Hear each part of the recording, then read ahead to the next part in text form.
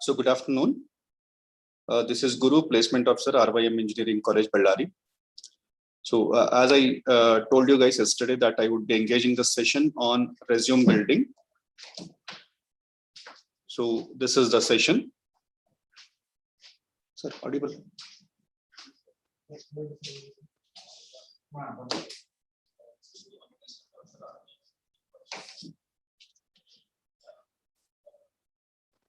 Now let's start with the session, resume building. So when I say resume, we have different names for this. It's also called as biodata, or it's also called as, curriculum vitae. Basically, we need to understand what is exactly the difference between the resume, biodata, and curriculum vitae. Now, when I say resume, it's nothing but a French word. The meaning of that is nothing but summary. When I say curriculum vitae, in short, we call it as CV.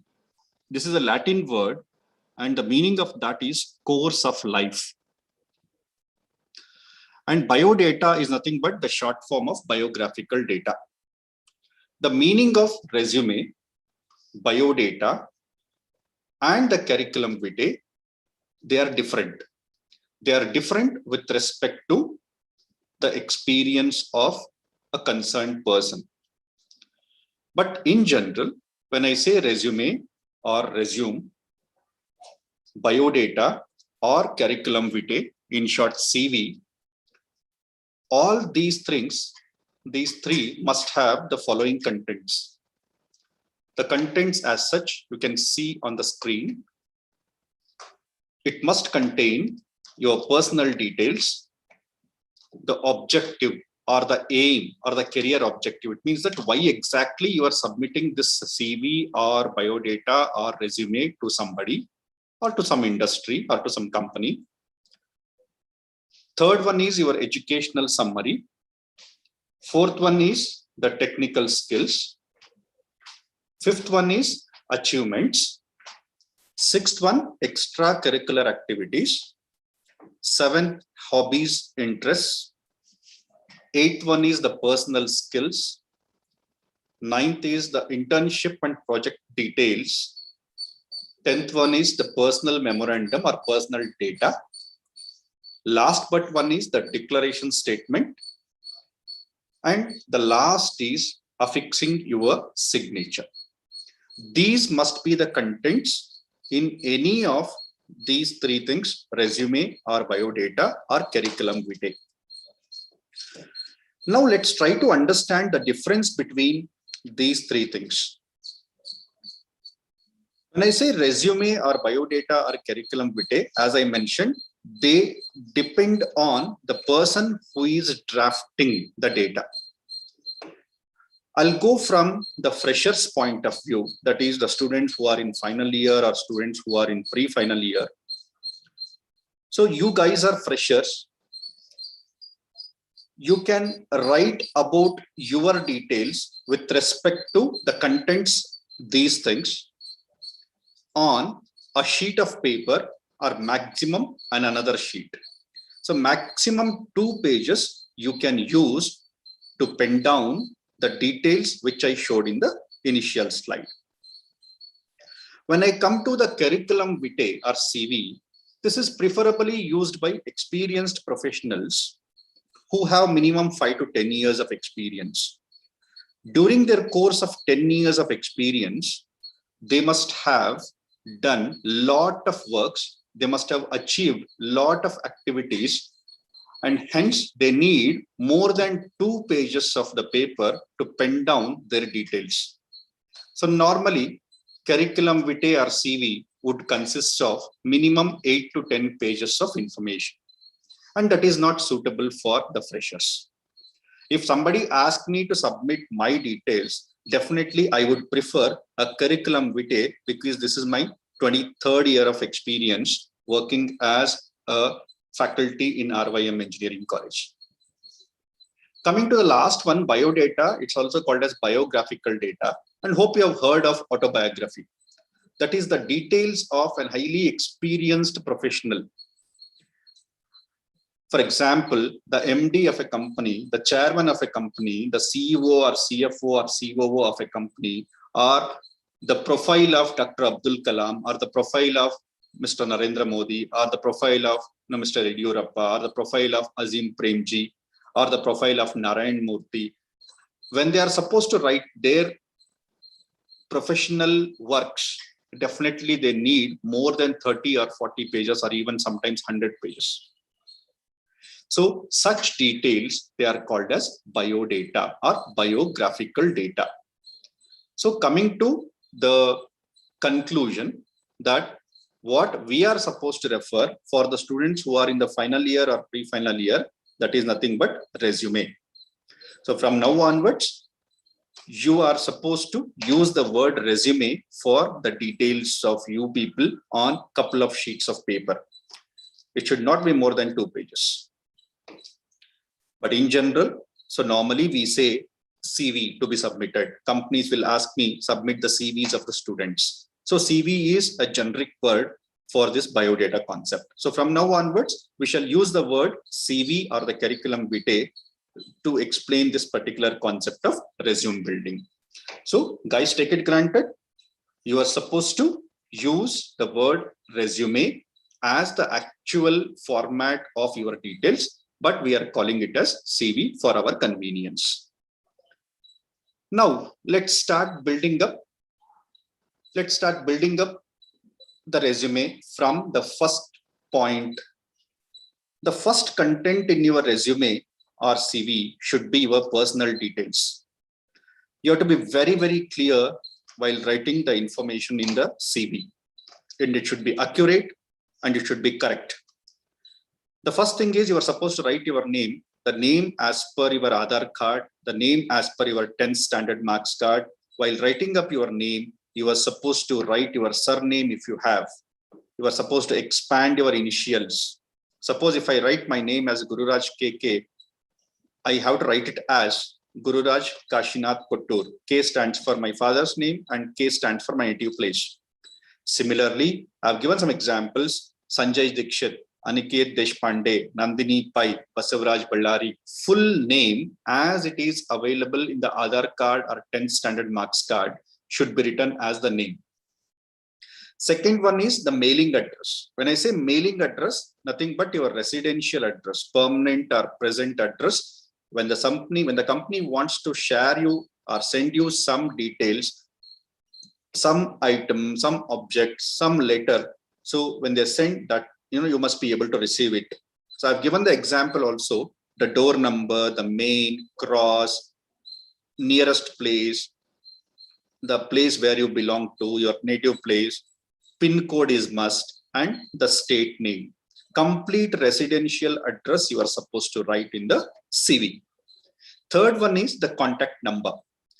So I have mentioned both the numbers here, mobile number and land number, and see to that you use only mobile number. Land number should not be used in the curriculum vitae, because anytime you might get the call from the company for an interview or for group discussion or for any of the information, and it should be your personal number and the number which is approachable one. I'm sure everybody would be having multiple number of SIMs, multiple numbers. Please try to provide the contact number as an approachable number, and you are supposed to write it as +91 hyphen followed by your 10-digit mobile number when you write that in the CV. The fourth one is your email ID. It's called as professional email ID, and I'm sure almost all the students of 6th semester, they have created their professional email ID. An example, it's the name dot branch dot rymec@gmail.com. Suppose if Sanjay Dikshit belongs to computer science, then he should write sanjaydikshit.csc.rymec@gmail.com. So I have written here as Sanjay Dikshit .rymec@gmail.com. Now we have revised it along with the branch identification. So please do give this type of email ID, because that would be easy for the placement office to identify the candidate belongs to which branch. And even It's also helpful for you people because, RYM Engineering College started in the year 1980. So we have huge number of alumni working for various companies. Let's say your interviewer somehow, perhaps for your luck, belongs to RYMEC, an alumni of RYMEC. The moment he looks at .rymec in your email, so definitely, there is a positive sign of you being recruited, because that affinity would be there on the college. So you have to be very careful when you give your email ID in the CV. It is called professional email ID, simple name dot branch dot rymec@gmail.com. These 4 are the first contents on the top page of your CV. Now, how to represent these things? To represent these things, we have these formats, different formats. Your name and address on the left side, email ID, contact number on the right side, your name on the left side, address, email ID, contact on the right side, are everything centralized. Any format you can use. But now, last 2 years, I have been advising students to use a simple format wherein which you must have your name, address, the email ID, contact number just below this. Because since last 1.5 years, because of the pandemic, all the interviews are happening virtual, online. So the companies are asking us to have the passport size photo of the student on the CV. So hence, you must have your name here, the address here, the email ID and contact number should come below this. And on the rightmost corner of the CV, you must affix your passport size photo. On the CV, your passport size photo is mandatory because of this virtual or remote or online campus interview concept. So this is the first part of the CV. On the left side, you must have your name, address, email ID, contact number. On the rightmost corner at this particular position, where I'm moving the cursor, you must have the passport size photo. So that completes the first part of the CV. Now coming to the second part of the CV, that is the job objective or the career objective. What is basically this job objective or the career objective? Hope you remember when you write your lab records, first you write the title, second one, the aim of the experiment. It means that what is exactly that you are going to carry out in that experiment that you are supposed to write. So it means that when you submit a CV to a particular company, you have to inform him why you are submitting the company, for what position you are submitting the company. I mean, what position you are submitting the CV to that particular company. That is nothing but the purpose of giving the job objective is to make the employer or the company to be aware of your aims, your goals, what position you are wanting, what is the functional area wherein which you are supposed to work, and what type of industry for which you are applying. So we have different types of industries. We have service industry, we have development industry, manufacturing industry, maintenance industry. Different types of industries are there. Suppose if you are applying for TCS, which is a servicing industry, then you are supposed to write, so you are applying for a suitable position in a service industry. Simple thing. So when I say suitable position, absolutely it would be the position which is being given in the job description. When we share you people the job description of a particular company, we mention the role for which you are supposed to apply. At that particular point, you are supposed to mention to obtain a suitable position in a company. So this is large construction I have given. Large construction means, suppose if a civil student is applying for a particular company, he or she is supposed to write to obtain a suitable position in a large construction company. Suppose if you are applying for JSW, which is a manufacturing company, then you are supposed to apply, state it as to obtain a suitable position in a large manufacturing industry or a company. It means that when you write this, the employer or the person who is taking the interview would understand for what position you have applied. So it means that it is very clear your CV is not static. Your CV is dynamic. Every time, whenever you apply for a particular company, you are supposed to alter your CV. You are supposed to alter your CV. So I mean to say, you are supposed to write, you are supposed to alter the job objective or career objective when you submit your CV for an interview process. If you want to understand more on this, just type in job objective or career objective for CV in Google. You will get thousands together statements. Most of the students, they write this: seeking a position to utilize my skills or abilities in the information technology industry or manufacturing industry or construction industry that offers a professional growth while being resourceful, innovative, and flexible. Guys, you have to be very, very careful when you write the job objective or the career objective. Don't make this too much complicated, because you would be asked question on this and the interviewer will ask you to explain the objective. So don't blindly write the objective. Understand the objective very clearly, then you write it. Just check it out. If students are applying for a software development company, entry-level software programmer in a software development company, it's very clear. Entry-level software programmer, because you are a fresher in a software development company. Entry-level software engineer in a software company, that's sufficient. So it is easy for the interviewers to understand, and it is easy for you people to explain the objective or career objective. So be very careful when you write career objective. Don't blindly copy from others. Try to understand the statement, what you're going to write there. And if you want to choose the best, just Google it. You will get a lot of statements, whichever suits you when you apply for a particular company. Use it as the career objective or the job objective. This is the second portion in the curriculum vitae. Now coming to the third portion. This is about educational summary. Very, very important portion in your curriculum vitae. So you can write the educational summary in two formats. The format which I'm showing here, it is called as the tabular format. And the format which I'm showing here, this is called as the bullet format. As a fresher, I suggest you people to go with this tabular format, because it would be easy for the interviewer or the company people to understand. But you have to be very careful when you write your academic details, educational details. So you must have 1, 2, 3, 4, 5 columns over there. First one, you are supposed to write it as the highest degree, B.E. comma, Bachelor of Engineering. Either you can write BE or you can write Bachelor of Engineering. That is not sufficient, guys. There you are supposed to write the complete name of your branch.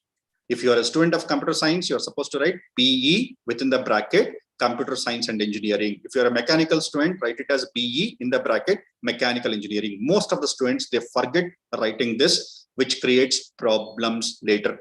Because I said initially, CV is nothing but the data what you are. It is nothing but the mirror image of the candidate. If I look at the CV of a student who has written correct information in his details, in his CV, I can judge the candidate regarding his skill sets. So be careful when you write the academic details. So write it here as BE within the bracket, the complete branch name, followed by university bar board. Here you can write Visvesvaraya Technological University, bracket VTU, comma, Belgavi. Very essential. Belgavi is very essential. I have not written this because my interest is to explain you guys. Then the college bar school. At this particular place, write complete name of the college. Rao Bahadhur Y Mahabaleswarappa Engineering College, Ballari. Complete name of the college. Similarly, the year of passing, you can write 2022. Coming to the percentage of marks, so you have to be very careful. Most of the students, they go for rounding off the percentage. Rounding off should not be done. If it is 75.22, you are supposed to write it as 75.22 only. If it is 59.99, don't round it off to 60. You can round it off to 59, no issues, but don't round it off to 60, because during the joining, your marks cards would be verified along with your CV. I remind you guys, your marks cards would be verified along with your CV. If they find any mistake in the marks, your joining would be cancelled. So be careful. And of course, here at this particular point, 0.2 decimal places are must, and you are not supposed to write the percentage sign. You are not supposed to write the percentage sign. So be careful. Coming to the second PUC, you are supposed to write PUC 2 bracket 12th. Why this is 12? Because there are so many HRs, we are from CBSE background, they don't understand the meaning of PUC 2. So hence you are supposed to write it as 12th. If any students are from diploma background, then you are supposed to write it as diploma bracket. You are supposed to write the branch with which you have cleared the diploma. So if it is say diploma mechanical, then you are supposed to write diploma bracket mechanical engineering, electrical bracket electrical engineering, computer science bracket computer science engineering, university or board. So some students must have done from PU board or CBSE board or ICSE board. Write the board name clearly. Similarly, the place bar school, write the college name or the school name completely along with the place. Year of passing, that is available in your marks card, and percentage of marks, very easy to calculate. You can calculate accurately with 2 decimal places. Some students who are passed out through CBSE or ICSE, here they can write the CGPA, but within the bracket, you are supposed to say, let's say 9.1, just write it as 9.1 bracket CGPA. That is very essential. Coming to the third one, SSLC, you are also supposed to write it as 10th because some people don't understand the meaning of SSLC. Then you write the board, whether it is CBSE or ICSE or KSSEB. Similarly, write your school bulk college, write year of passing, and write percentage of marks. Wherever you write percentage of marks, 0.2 decimal places are must, and you are not supposed to mention the percentage sign because it's already been mentioned over here. Any simple single mistake found in the CV leads to disqualification in the interview. Guys, try to understand. I told you guys here, you are supposed to write the place also. The significance is there. Suppose if the HR belongs to the same place, then affinity would be there. So there is a great possibility of you getting hired. So be careful. So this is about the third point, educational summary or academics in the tabular format. Fourth one, as I said, bullet format also can be used over here, but I suggest you people go with tabular format only. That looks very easy for the interviewer to understand.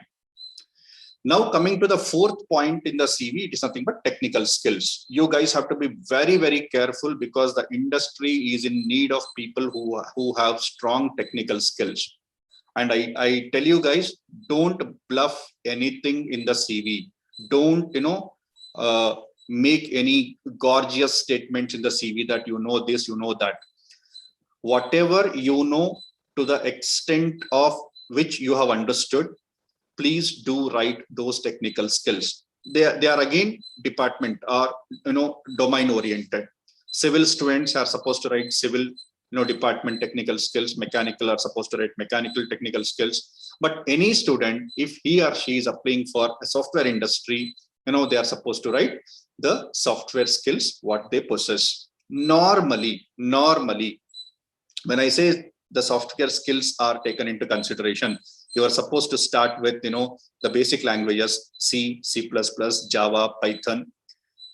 If you know assembly level language like 8085, 8086, electronic students can write that 8085, 8086 microprocessors, 8051 microcontroller, VLSI, VHDL, all those things. And you are supposed to write the what operating systems what database packages what other technical skills The technical skills are with respect to the respective departments. I'm telling you, only if you know the technical skills to the core extent which you have learned, then you write the technical skills very clearly. Some students have the habit of writing fundamentals of C programming. That is not correct. That is not correct. So software languages known, operating systems known, packages known, that is database packages known, web designing known. So all those things should be written very sincerely. For more clarification, again, refer YouTube or refer Google to understand what type of technical skills the industries are looking at. And if you know them, please do write it very sincerely. Mechanical students, AutoCAD, ProE, they are the technical skills. CATIA is a technical skill. Civil students, again, AutoCAD, there are specific softwares which civil department uses. Please write that. But in general, when I take IT industry into consideration, so preferably you are supposed to write C, C++, Java, MS-DOS, Windows, Linux, so Oracle, SQL, so database, web designing, HTML, XML, all those things. This is about the technical skills, and this part is most important part in your curriculum vitae or CV, because you will find a lot of questions from this particular part. Coming to the fifth content in the CV, nothing but achievements. Achievements are something which you must have achieved in your schools, colleges, out of competition. There must be suitable competition in which you must have achieved some great positions over there.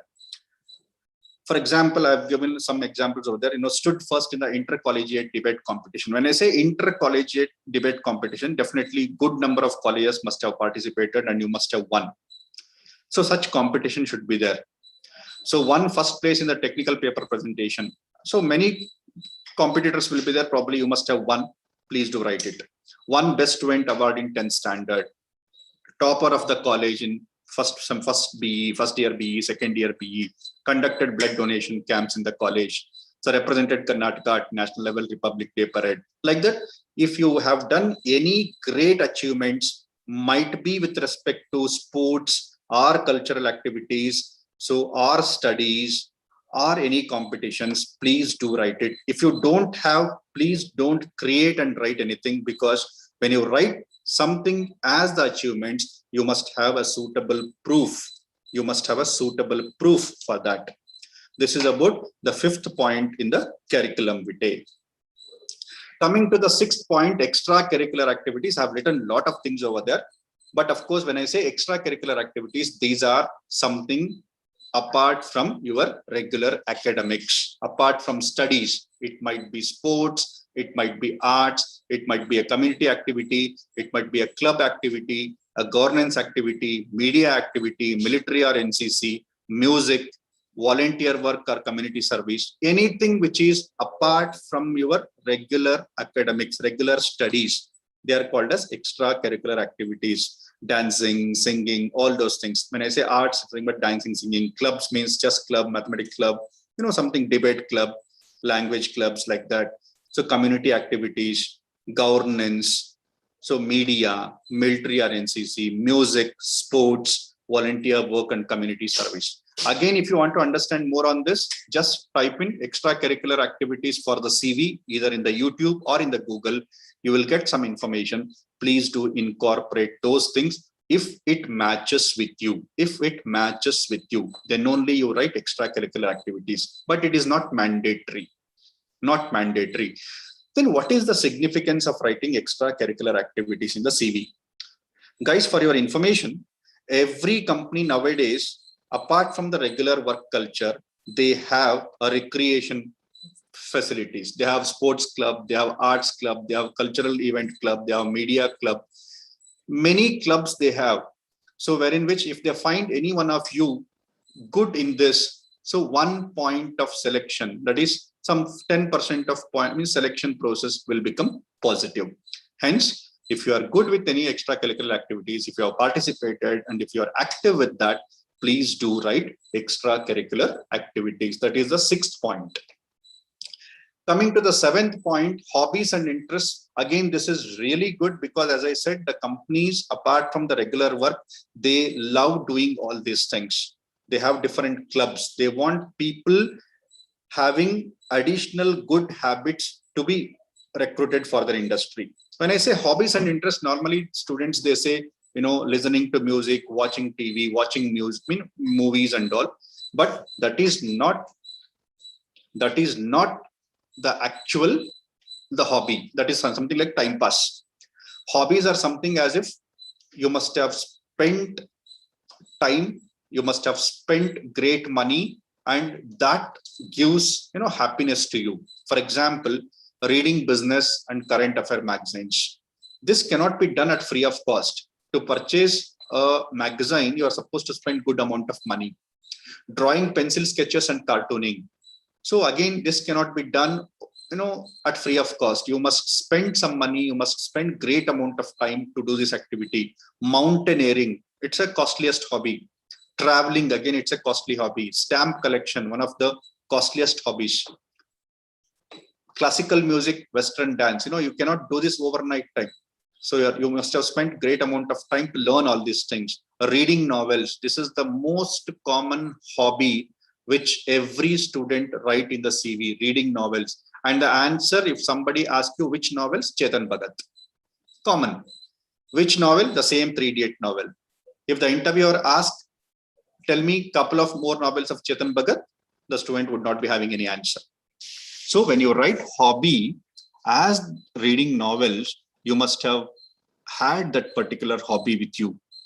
Interior decorator, most of the girls have this hobby. Painting, yes, girls and even boys also have this hobby. Blogging is something like as such, writing some article in blogger.com. Writing articles for newspapers, it's a great hobby. Coin collection, costliest hobby. Old paintings collection, the most expensive hobby. And visiting historical places. So these are all the hobbies. I'm just giving you the examples. When you write hobbies and interests in your CV, select couple of these two or something beyond this. If you have, write 1 or 2 hobbies, maximum 3 hobbies in your CV. Next, we have personal skills. Again, this is not mandatory, but when you write these personal skills in the CV, that makes your CV very stronger. So personal skills, not but interpersonal skills. What personal skills you have? Comprehensive problem solving abilities. This is the most essential skill for any human being to work for any organization. Excellent verbal and written communication skill. Ability to deal with people diplomatically. Normally the politicians, they do that. Willingness to learn new things. This should be the personal skill of everybody because industry changes its technology every day. You're supposed to have this particular skill. Team facilitator, nothing but team leader. Smart worker, leadership abilities, comprehensive analytical skills means you must be good at mathematical skills. Adaptable in nature means you must be able to adjust yourself for the working environment of the company. Innovative, honest, very difficult to have nowadays. Optimistic, nothing but positive thinking. Industrious, nothing but workaholic person. Dedicated, very difficult to get nowadays. Cooperative, consistent. These are all some of the personal skills. Whichever the skill you have, identify that and write it in the CV. Just 2 or 3 points. Willingness to learn new things. It's a personal skill. Adaptable in nature, personal skill. Optimistic, personal skill. If you write these 3, that is more than sufficient. Even very easy to defend also. Willingness to learn new things. Yes, you have that willingness to learn new things, because of which, probably you must have cleared your second PUC, you have cleared your engineering. You will be clearing your engineering, learning new technology, all those things. Again, Google it or refer YouTube.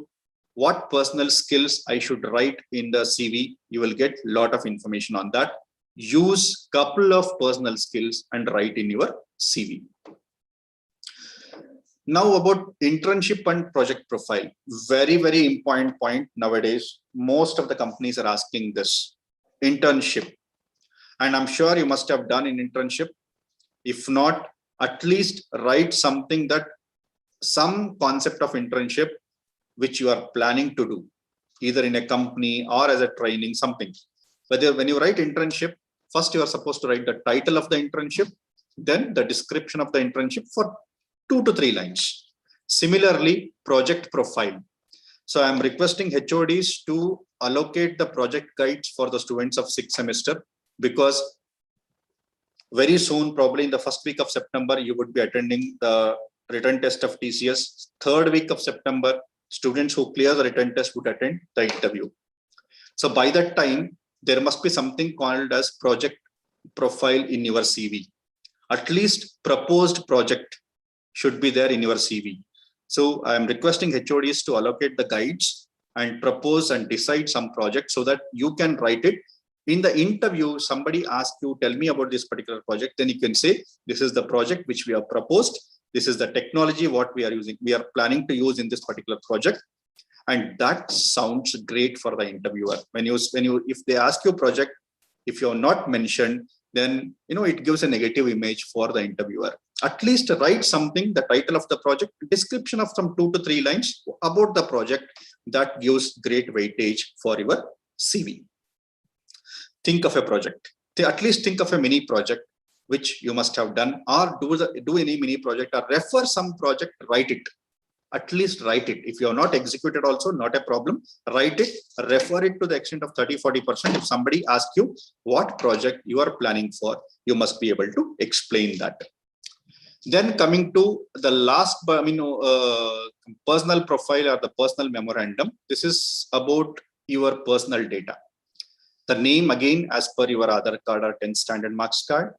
Father's name, nothing but, you're supposed to write it here as Mr. or Shri. Mother's name, Mrs. or Srimati. Nationality, Indian. Date of birth as per your 10th standard marks card. Languages known. When you write languages known, you are supposed to write with the global language, English. Then national language, Hindi. Third, mother tongue. And fourth, any other languages you know. So the hierarchy is global language, national language, mother tongue, then continue with the rest of the languages if you are aware of. Most of the people, they write, languages known to speak, languages known to write. You need not worry about that. This is a basic format of the CV. Then you write your Aadhaar card number. I'm sure everybody have Aadhaar card. If not, please do apply immediately. PAN card number. If you don't have, apply online immediately. Passport, if you don't have, apply immediately online, because this PAN card and passport size, passport number, they are mandatory for Capgemini and Cognizant interviews. If you don't have, they don't allow you. I'm reminding you now itself. Driving license is optional. If you have, write it. If you don't have, you need not write it. Just delete that. So this is about your personal profile or personal memorandum. So be careful when you write your father's name and mother's name. Due respect, Mrs., Mr., Srimati, Shri is must over there. Nationality, Indian. Date of birth as per your 10th standard marks card, because some companies, they think of age also. So after writing the personal memorandum, you have to declare that what data you have given so far in your curriculum vitae is true. Only correct data should be given in the curriculum vitae. No false data. Because of that, you are supposed to declare. I declare that the information given above is true to the best of my knowledge. You are supposed to declare it. After declaring, on the leftmost corner, date and place. On the rightmost corner, in the bracket, your name. And here at this particular point, you are supposed to affix your signature. Affix your signature. It might be a digital signature. So affix your signature on a sheet of paper, scan it and paste it over here. Date and place, they are very, very essential. So let's say September 3rd week, you have September 3rd week, 23rd or 24th, you have an interview. So you're supposed to write the date and place Bellary, not an issue. And affix your signature. That completes the curriculum vitae or the resume. So you must have all the contents which I explained you people. The first one is your name, address, email ID, mobile number. Second one is the career objective or the job objective. Third one is your academic details. Fourth one is the technical skills. Fifth one is the achievements. Sixth one is extracurricular activities, hobbies, interests, personal skills, internship and project profile. Guys, be careful with respect to this particular portion. Lot of questions will be on this. Next, 11th one is your personal memorandum or personal profile. So write personal profile followed by these things. And finally, the declaration statement. After that, date and place, and on the rightmost corner, your name in the bracket and affix your signature here. This completes the contents of curriculum vitae or the resume. Now, how to prepare this? You get lot of templates in Google. Whichever the template which you feel it easy and good for you, you can use the template, or you can see the template which I have displayed in my placement office notice board. You can use that template also. The template which I've used on my placement office notice board, it's a simplest template. Just students can enter the details of them. That is more than sufficient. Then once you create your CV, of course, I remind you guys, you must have the passport size photo on the rightmost corner of the CV. That is mandatory. Once you prepare the CV on a Word file, you are supposed to save it as a PDF. You are supposed to save it as a PDF. Companies would like to accept only PDF CVs, not the Word CVs. And once you save it as a PDF, you are supposed to name the CV very sincerely. How to name the CV? To name the CV, the format is, first you are supposed to write CV underscore your USN number underscore your complete name in capital letters underscore RYMEC. The name of the CV should be like this: CV underscore your USN underscore your complete name underscore RYMEC. When you save your CV with this particular data, with this particular name, it would be easy for the companies also to identify whether the candidate is the same, whether he is using the same candidate's profile for the interview as well. It would be easy for the placement office to share the CVs when the companies ask us to share the CVs for the interview. So I again repeat, passport size photo on the rightmost corner of the CV is mandatory. Your CV should be in the PDF form as well. It should be renamed as CV underscore USN underscore full name underscore RYMEC. Only these type of CVs we accept. When I ask you people, if any CVs which are not in this particular format, blindly we reject the CV. Whatever the information which I have given you, it is only the general contents of curriculum vitae or the resume. You can modify, update, upgrade as per your requirement. But see to that all these contents are there in your CV. Your CV should not exceed 2 pages. First point, you are supposed to take care that your CV should not exceed 2 pages, and CV should not be printed on both sides of paper. It should be printed only on one side of the paper. If you have 2 pages CV, staple it sincerely and keep it ready with you. The second point which you are supposed to take care is, see to that there are no spelling mistakes. Third point, there are no grammatical errors. Fourth point, the data what you have given in your CV must have substantial support, must have suitable supporting documents for that. Suppose if you have written that you have won the debate competition in 2020, so you must have the certificate of that. If you have written your achievement as you stood as the college topper in your 3rd year BE, you must have a certificate. Suppose if you have something hobbies which you have written as writing articles for newspapers, then you must have some cuttings of newspapers. So like that, anything which you have written, which you write in your CV must have suitable supporting documents. 4th point. 5th point, please try not to copy CV from others. Please try not to copy CV from others. Even if you copy, see to that you must have altered all the data very sincerely. You must have altered all the data very sincerely. 6th point, again I stress upon the concept of internship and project profile. Please do decide some project. Tomorrow I am requesting all the HODs to make the batches, allocate guides, decide a project soon so that you can write something in the CV. A CV without an internship, a CV without a project profile is not a complete CV. Remind you guys. Write something as a simple mini project, and you must have an understanding, you must have known ideas about that particular concept. So this is all about the CV building or resume building. Hope this information is beneficial to you. You start preparing the CV on this particular basis. It would take 1 or 2 days time. Get it ready at the earliest.